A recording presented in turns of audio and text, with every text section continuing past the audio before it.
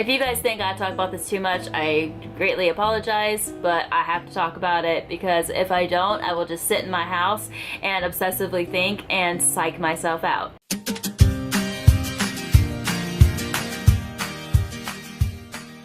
Hey Mountain family, how's it going? So today is basically therapy for Kristen Day. You guys already know that I have bipolar disorder and anxiety, but what you don't know is that I also deal with something called obsessive thoughts. It's a topic that I plan to cover in my Mental Health Monday series, and this is one of my obsessive thoughts lately. And I just can't get it out of my head, and it's not fun. It's really not fun and not welcome. I just figure maybe if I talk about it and I get it out there and it's all out in the open, then maybe I'll feel better, and your all's comments down below maybe will also make me feel better, and it's something that can finally just be eased and I won't, I guess, panic so much anymore over it. So I did a bad thing and I over-researched Kinley's Horner syndrome. I know. You're not supposed to over-research, but blame my anxiety, I guess, because I just want to know. And it's so hard having patience and waiting for an answer. And my research led me to a medical page, and I read on this page that 45% of children who develop Horner syndrome develop it because of birth trauma, of which Kinley did not experience. Seriously, the most complicated thing about Kinley's delivery was that my labor stalled at 7 centimeters and 75% effaced, and it just stalled for like 24 hours. I was induced the next day. She was born in 2 hours and 10 minutes. That was it. Her heart rate dropped a tad. So they had to take her to the table to check on her, make sure she was okay, but that was really it.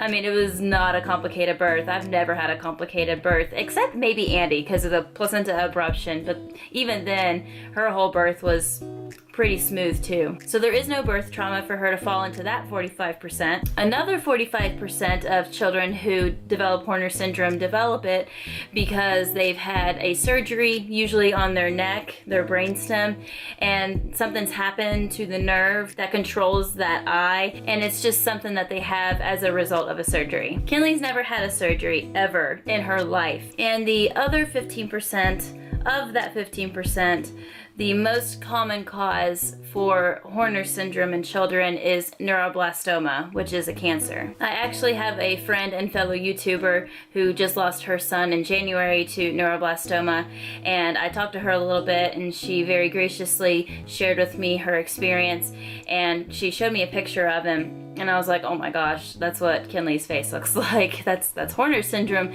And I don't know, it just kind of spooked me a little bit, I guess. But then Devin came home, this is the same day, that evening, and he shared with me that he was talking to a coworker, and I believe his daughter is 5 years old, and she had Horner syndrome when she was about 2. He couldn't tell me if the Horner syndrome was related to her cancer, but it just further spooked me.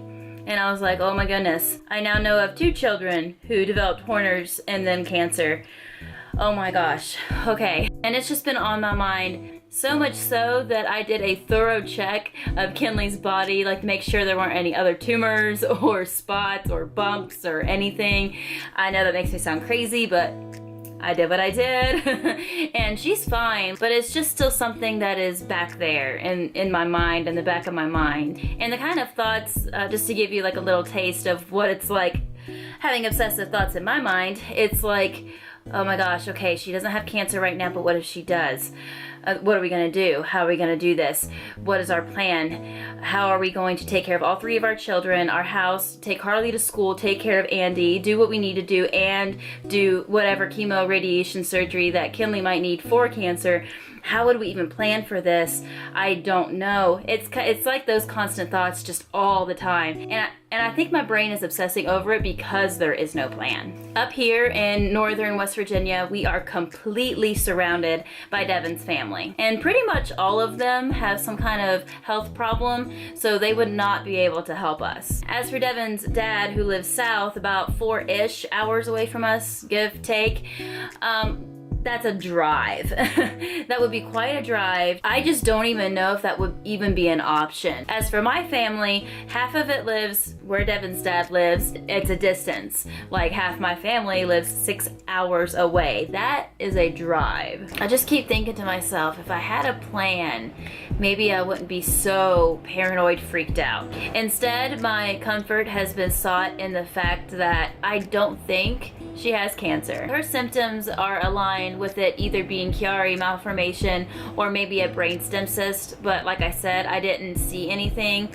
when I looked there, but it doesn't mean that there's nothing there because she's a 2-year-old kid. Like any kind of small little tumor, cyst, anything would affect her. If you guys think I talk about this too much, I greatly apologize, but I have to talk about it because if I don't, I will just sit in my house and obsessively think and psych myself out. If it were anybody else's child, I know that they would do this too. I talked to my mom and she was like, don't feel bad because I did the same thing, and I eventually just had to walk away because my mom is a breast cancer survivor, and when she was first diagnosed she researched the crap out of it too, and she was like, I researched it so much that I was driving myself crazy. I did it too. It's a normal reaction when there's something unknown that you're told about. She told me not to feel bad and to just walk away from the computer, walk away from your phone, stop pressing the internet button, just breathe. Anyway, thank you guys so much for letting me rant and talk and just get it out there so I don't have to obsessively think about it anymore. If you want to follow me on social media, my links are down below, and I'll see you guys later in a new vlog. Bye guys.